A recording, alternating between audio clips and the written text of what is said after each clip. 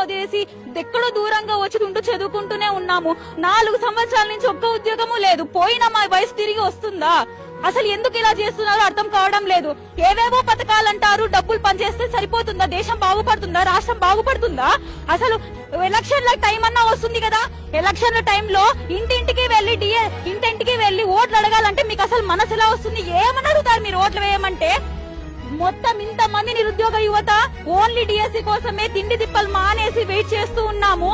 ఇలాంటి పరిస్థితుల్లో మేము ఫ్యూచర్ లో బాగు పెట్టాల్సిన ఒక పిల్లలని మేమే రోడ్డెక్కాల్సి వస్తుంది. మా బాధ ఎవరికి చెప్పుకోవాలి? అసలు వెంటనే మీరు 117 జీవో రద్దు చేస్తే ఎస్జిటి పోస్టులు చాలా ఉంటాయి. ఆ ఎస్జిటి పోస్టులు ఖచ్చితంగా మాకు, మా జిల్లాకు ఖచ్చితంగా రావాల్సింది.